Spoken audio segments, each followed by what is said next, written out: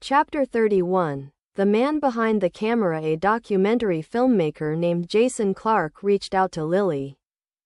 He had been following her journey and wanted to create a film about the women who rise. Though hesitant at first, Lily agreed if the spotlight was shared with others. They traveled together, interviewing mothers in shelters, daughters seeking justice, and families healing from trauma.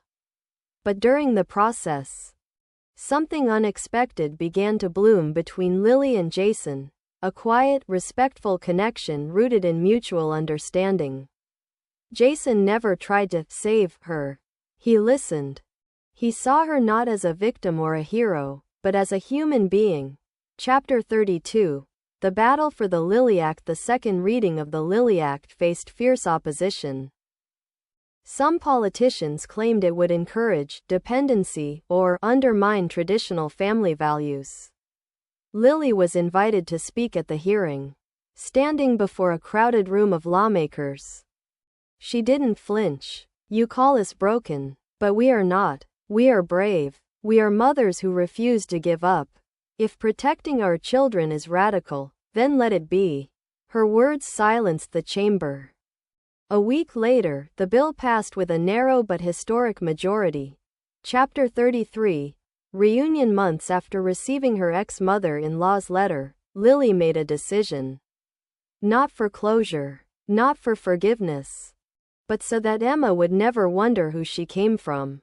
They met in a park. The older woman, Margaret, looked smaller than Lily remembered. She brought a hand-knit blanket for Emma and whispered, "I missed every moment I could have cherished." There were no dramatic reconciliations, just a few hours of cautious conversation.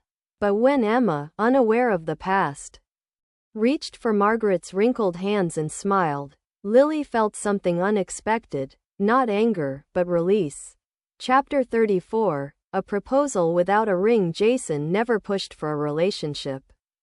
But one evening, after an emotional interview shoot, he looked at Lily and said softly, "What if we built something?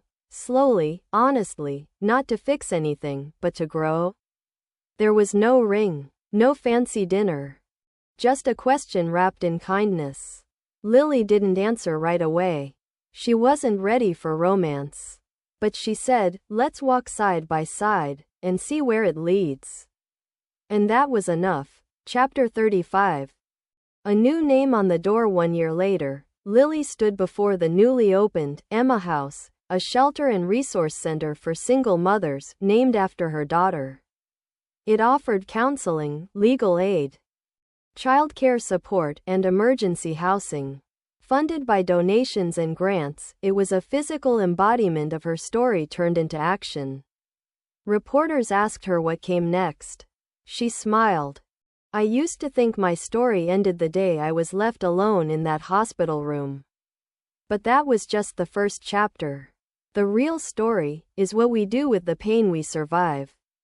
She walked inside, her daughter running ahead, laughter echoing through the halls. The end.